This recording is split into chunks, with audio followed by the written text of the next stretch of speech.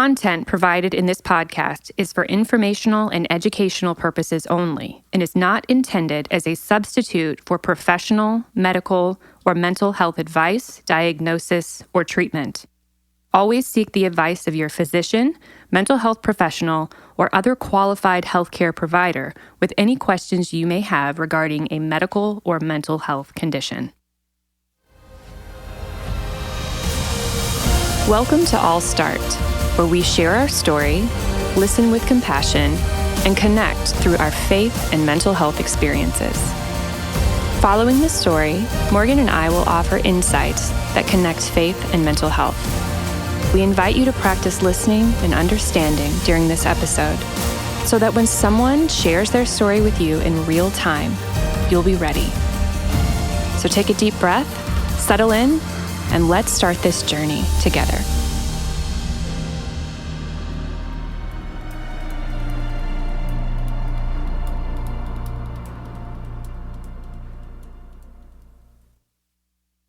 Welcome to All Start.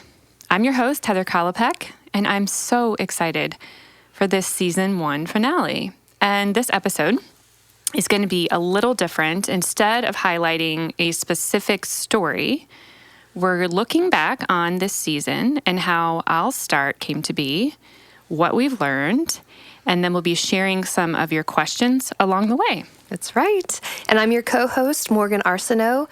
Also joining us is our behind-the-scenes rock star, Fred Sauerman, producer of All Start, and now he's on the mic with us.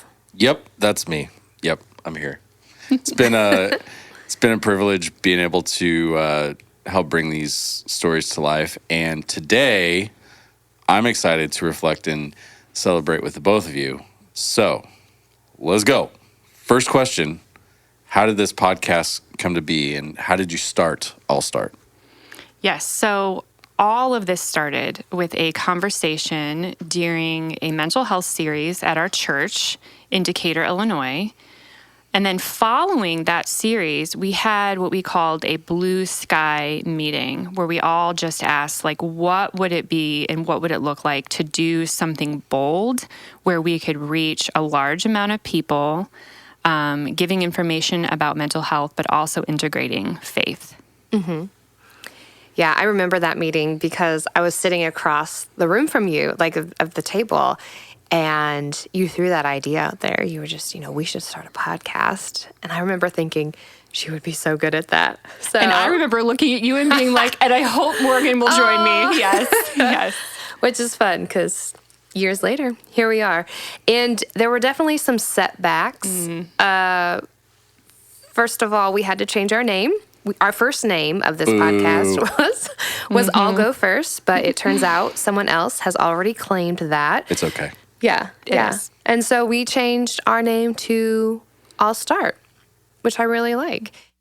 We also lost our original studio. Also, boo. Mm-hmm. Yes. And scheduling interviews. I mean, there were some recording times that we rescheduled and rescheduled and rescheduled. And so, yeah. Yeah. And I love our new name, I'll Start. And I think it still holds to the integrity of going first because it reminds me of group therapy. As a therapist, when I'm working with a group of people for treatment or for counseling, usually it starts out with me or another therapist posing a question to the group and then kind of following up and saying, and who'd like to start? And there's this moment where everyone in the group looks like, oh, please, somebody else go. There's this moment of panic. But then, after a moment of silence, somebody finally takes the step and says, I'll start, or I guess I'll go, or I'll go first, something like that. And it is such a brave moment because then everybody else in the group takes this breath of, oh, okay, someone else went. Thank goodness they started the conversation. But then when that person finally shares and then stops talking, something magical happens where other people start sharing too, just because that first person said, I'll start. And it opens up this trust and this vulnerability and security in that group and in that setting.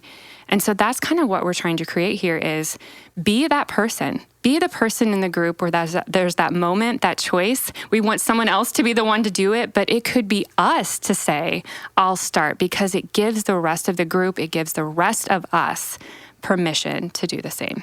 Absolutely. I love that. Yes, that's good. And between some of the scheduling conflicts and some of the technical snags, some re-records that we had to do, I think every episode brought some of its own unique challenges. So, okay, next question. What are your qualifications? Ooh, that's a good question. That's a fair question because I think, not everyone is qualified to talk on the things that they talk about. So Heather, what are your qualifications?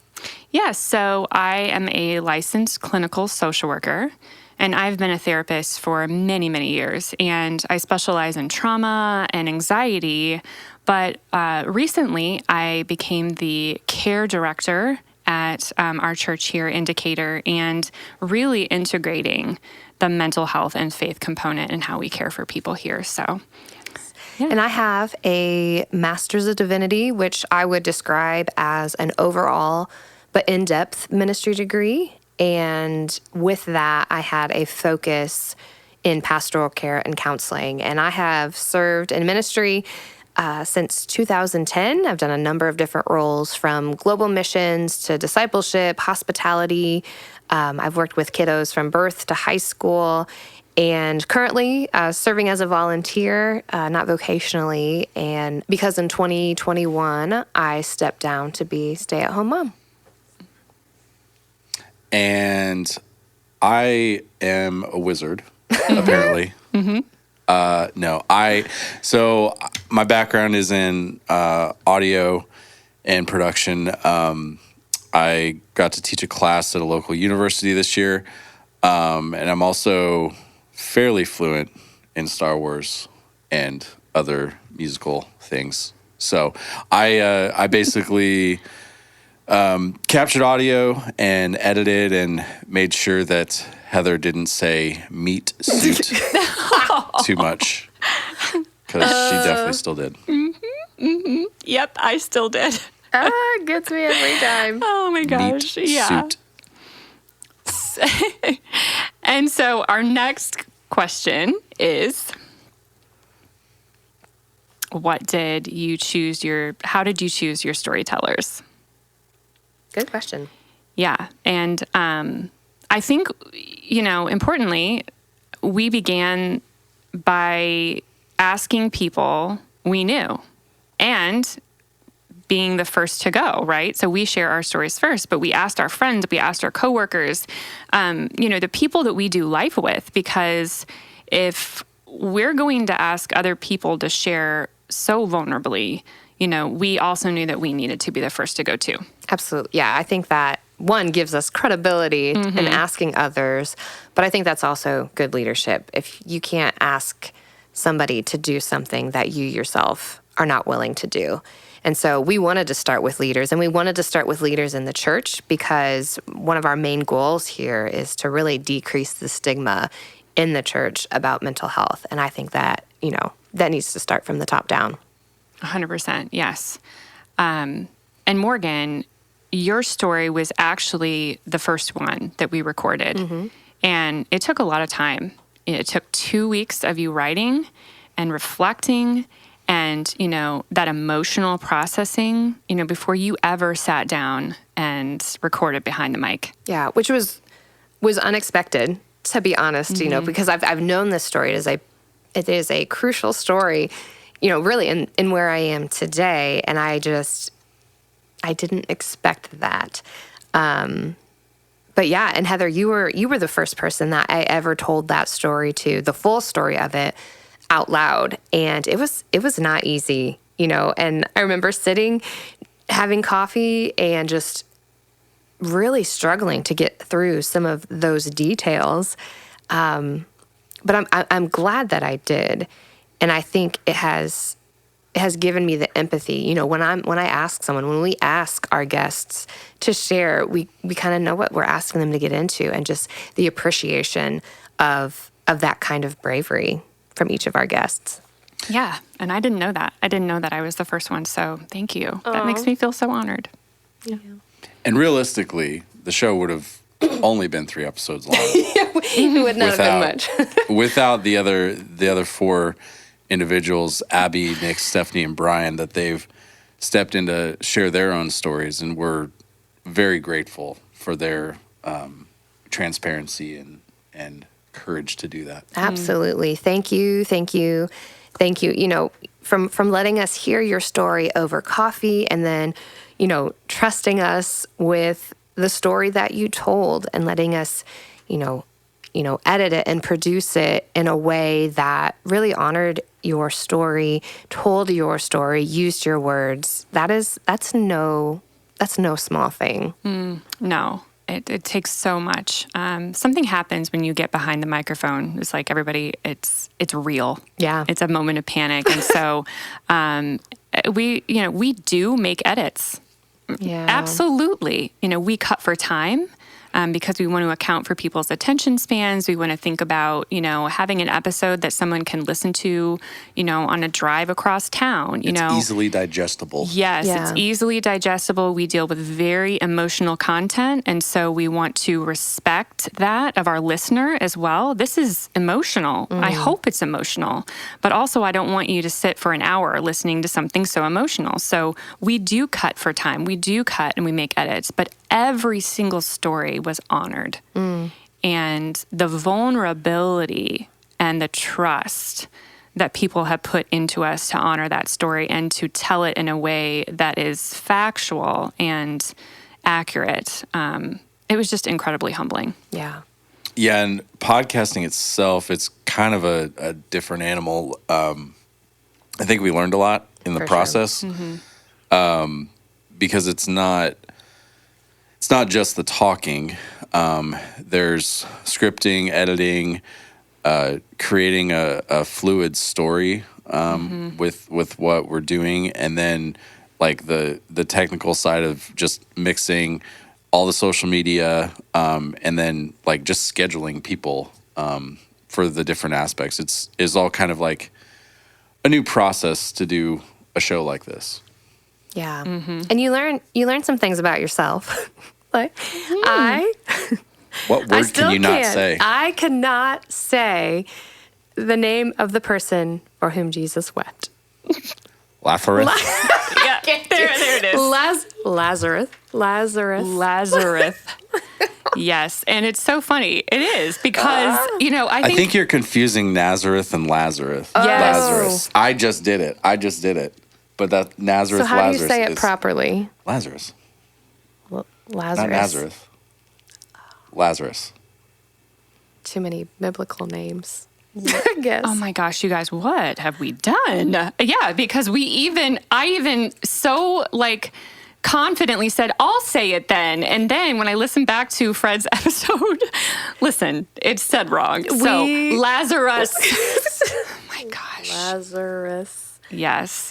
And yes, okay, let's just go back, a call back to I did call our bodies meat suits in Ew. Nick's episode. You know what? Ew. I stand by it, okay? But I also regret it, sort of. Okay. You don't regret it. We It's got fine. it was for the context. I think it was perfect. Yes, for And sure.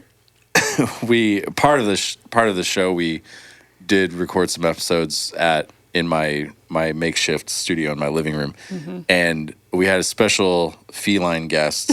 One of my cats, Emmy, she suns herself every morning right in the spot that we were recording. So she managed to get in a few pictures, and we were in the paper, and she like magically Yes. was in several of the shots. So she doesn't care though; she's a cat.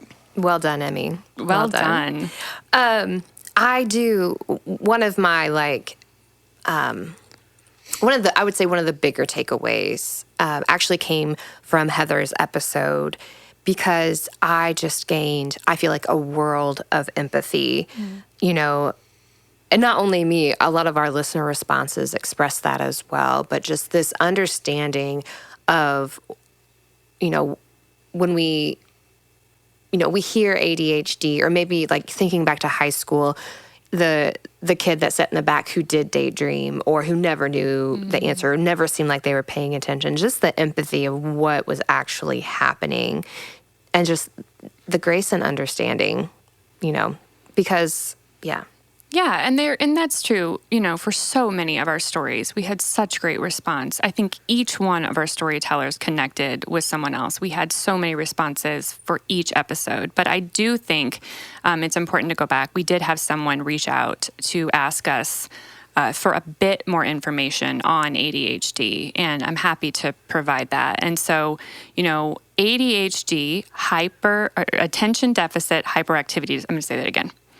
ADHD, attention deficit hyperactivity disorder.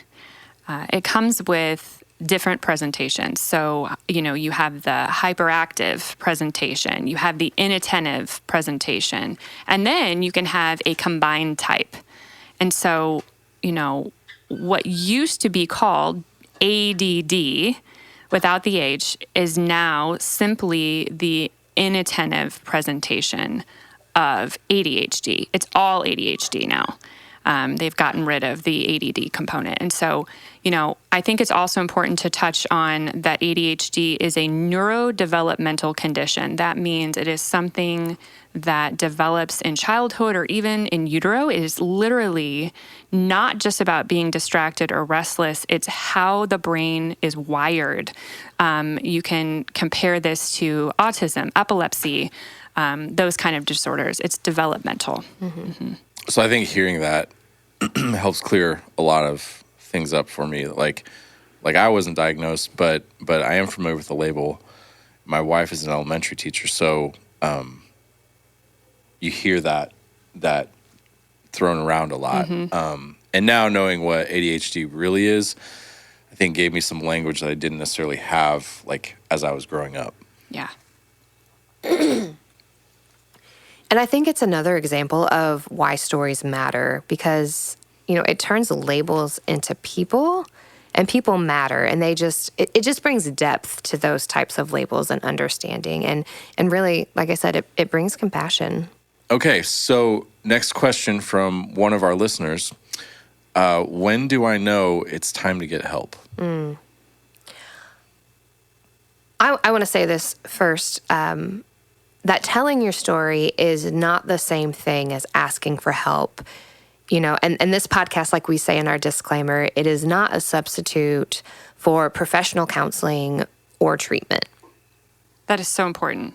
If sharing your story leaves you more broken than before, or if it consistently causes you distress that lingers when you tell it, those are signs it's time to talk about this with someone who is trained to help you. It's not that there's not going to be emotion that comes up after telling your story, right? I mean, our stories are never going to lose that power or distress or moment, right? But it's when it lingers and it causes the same amount of distress that it did when it happened. I think that's really important to consider. And Brian described some of this really well. Also in his episode, he talked about how sometimes, he knew he just needed a good night's sleep.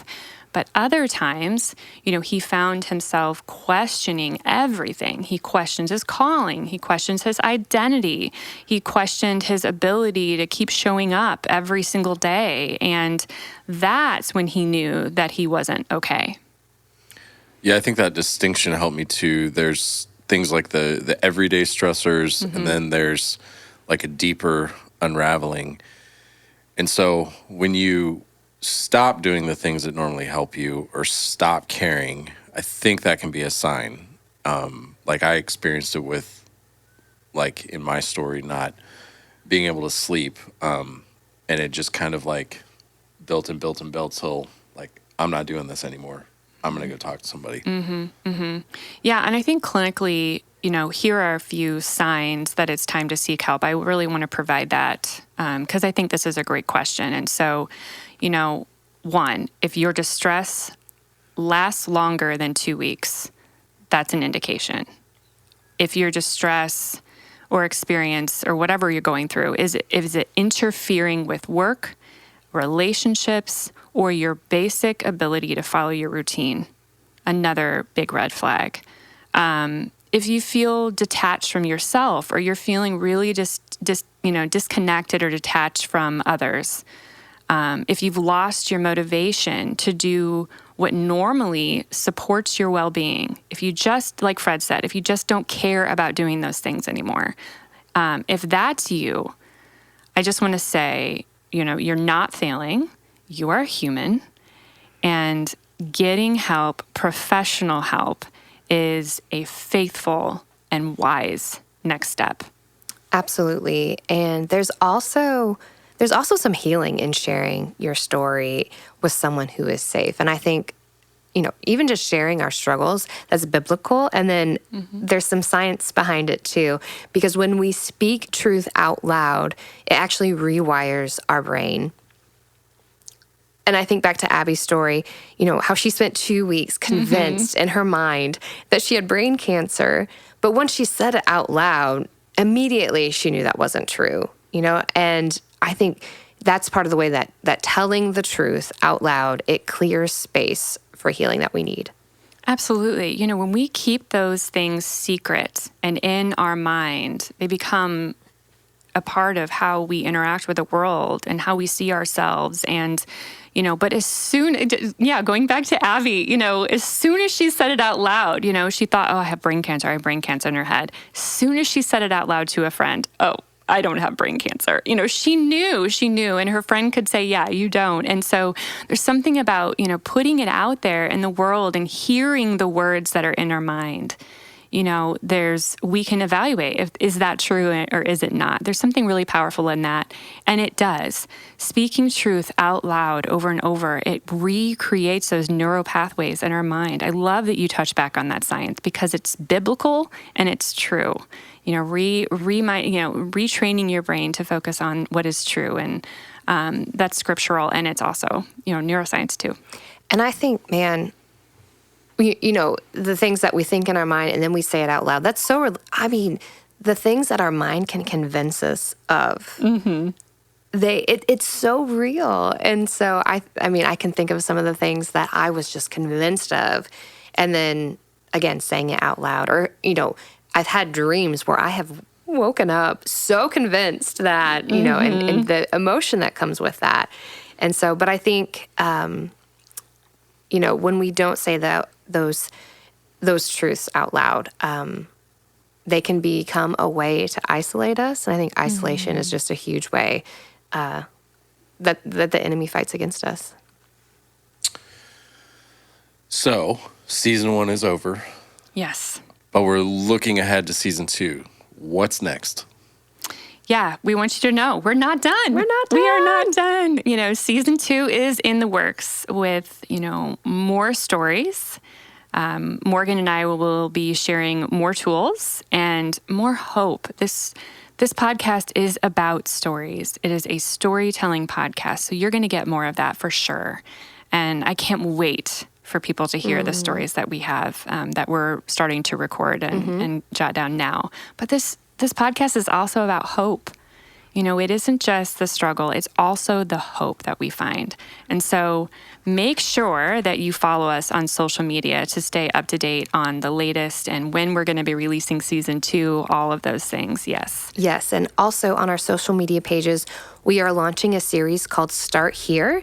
And this is going to be little bits and pieces of practical, faith-integrated mental health tools based on what we were learning together. And so be on the lookout for those. Again, they will be on our social media pages. And just make sure you like and share the show with your friends. If you haven't already, just like and share the show. It's great. But our social media pages, we're on Facebook, we're on Instagram, or IG. We're on Threads, and we're on X, formerly Twitter. So find us, follow us, smash that like button. I love it. Yes. Yeah, and so you can do all that stuff on the socials, but we also want to hear from you. So we have we've set up an email address, info@allstartpodcast.com. You can email us there, or you can DM us at any of those other platforms: Facebook, IG, Threads, X. We're looking forward to getting some of your questions for coming up on the next season. Yeah, and we want to say thank you to our guests. Thank you for trusting us, and to our listeners.